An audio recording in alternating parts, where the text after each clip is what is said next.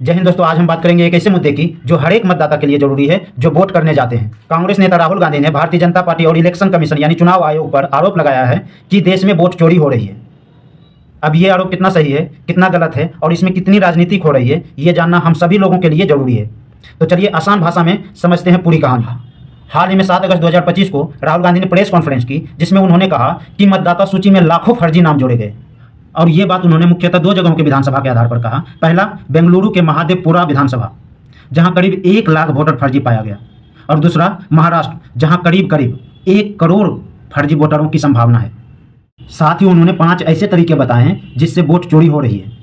पहला तरीका है कि एक ही व्यक्ति का कई जगहों पर वोटर लिस्ट में नाम होना, और ये ऐसा जेन्युइन भी है। हमारे गांव में भी अनेकों व्यक्ति ऐसे हैं जो वर्षों से किसी दूसरे जगह पर रह रहे हैं, उसका वोटर लिस्ट में नाम वहाँ भी है और हमारे गांव में भी है। तो ये भाई फेयर नहीं है, ये बिल्कुल गलत है, इलेक्शन कमीशन की गड़बड़ी है।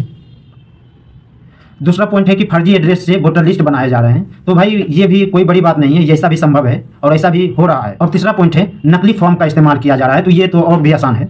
अब आते हैं पॉइंट नंबर 4 पर। उन्होंने देखा कि गलत फोटो लगा हुआ आधार कार्ड पाया गया, और ऐसा जेन्युइन भी है। आप अपने गाँव में भी देखते होंगे कि व्यक्ति का नाम कुछ और है और उस पर जो फोटो है किसी और का रहता है। तो ये इलेक्शन कमीशन की गड़बड़ी है। अब पॉइंट नंबर 5 में उन्होंने देखा कि एक ही पते पे हजारों लोगों का नाम है, जो कि बिल्कुल गलत है, ये पारदर्शिता के खिलाफ है। और उन्होंने ये बात सिर्फ बोलकर नहीं कही, बल्कि पूरी लिस्ट और पूरा डॉक्यूमेंट्स मीडिया को दिखाया। और इस मामले में अगर वास्तव में वोट चोरी हुआ है तो ये मामला सिर्फ चुनाव का मामला नहीं, बल्कि लोकतंत्र और संविधान के संरक्षण का मामला है। इसके बाद इस मसले को संज्ञान में लेते हुए मुख्य चुनाव आयोग ज्ञानेश कुमार ने कहा कि ये सारे के सारे आरोप बेबुनियाद हैं, इसका कोई आधार नहीं है। उन्होंने राहुल गांधी को चैलेंज करते हुए कहा कि अगर उनके पास सबूत है तो वो पूरे सबूत के साथ शपथ पत्र पेश करें, उसके बाद चुनाव आयोग उस पर एक्शन लेगी, अन्यथा राहुल गांधी को पूरे देश से माफ़ी मांगनी होगी। चुनाव आयोग का साफ कहना है कि वोटर लिस्ट की जांच में हर एक पार्टी शामिल है और इसमें सुधारने का मौका हर एक चुनाव से पहले सभी को दिया जाता है, और इतना कह के अपना पल्ला झाड़ लेते हैं। साथ ही बीजेपी के कुछ नेता कहते हैं कि ये सिर्फ राजनीतिक है और राहुल गांधी चुनाव से पहले माहौल को बिगाड़ना चाहते हैं। लेकिन कांग्रेस का कहना है कि ये लोकतंत्र की आत्मा का सवाल है और वास्तविकता भी है। हम जनता के पास ले दे के एक वोट देना ही तो रहता है। अगर इसमें भी पारदर्शिता ना हो तो फिर जनता के पास है क्या जिसके आधार पर वो नेता से सवाल कर सके? अगर इसमें भी पारदर्शिता ना हो तो सीधा सीधा लोकतंत्र की हत्या माना जाएगा। इसके लिए राहुल गांधी ने बेंगलुरु में प्रदर्शन किया और पूरे देश में वोट अधिकार यात्रा निकाली। मतलब साफ है कि मुद्दा बहुत गंभीर है, उठकर सुप्रीम कोर्ट तक पहुंच चुकी है। कुछ लोगों ने कांग्रेस और राहुल गांधी के खिलाफ याचिका दायर की है। उनका कहना है कि राहुल गांधी और कांग्रेस द्वारा बिना किसी सबूत के इलेक्शन कमीशन पर आरोप लगाना बिल्कुल बेबुनियाद है और इससे इलेक्शन कमीशन का इमेज खराब हो रहा है।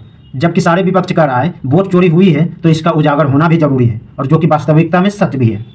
अब सबसे बड़ा सवाल है कि इसमें जनता क्या करे, चूंकि लोकतंत्र जनता से बनी है और लोकतंत्र में मतदान करना लोकतंत्र की आत्मा कही गई। और अगर मतदाता सूची ही गलत होगी तो सवाल उठता है कि सही सरकार कैसे चुनी जा सकती है। इसलिए हर एक व्यक्ति अपना नाम वोटर लिस्ट में चेक करें और थोड़ा सा भी गड़बड़ी मिलती है तो उसे तुरंत शिकायत करें और लोगों को भी जागरूक करें ताकि उसकी भी समस्याएं दूर हो। क्योंकि याद रखें, लोकतंत्र की ताकत जनता के वोट में ही है। अब दोस्तों, इस मसले का फिलहाल जो तस्वीर है उसे मैं साफ साफ कर दूं कि राहुल गांधी तो साफ साफ बोल रहे हैं कि ये वोट चोरी है। चुनाव आयोग सीधा बता रहे हैं कि ये आरोप गलत है, निराधार है, और बीजेपी इसे राजनीतिक बता रही है। कांग्रेस इसे लोकतंत्र की लड़ाई बता रही है। तो सुप्रीम कोर्ट में अभी केस चल रहा है। अब तो सच क्या है ये तो आने वाले समय में सुप्रीम कोर्ट ही बताएगी। बाकी इस विषय में आपका क्या राय है कमेंट बॉक्स में जरूर बताएं, और वीडियो अगर अच्छा लगा हो तो लाइक कीजिए, शेयर कीजिए और इस चैनल को सब्सक्राइब करके हमसे जुड़े रहिए। धन्यवाद।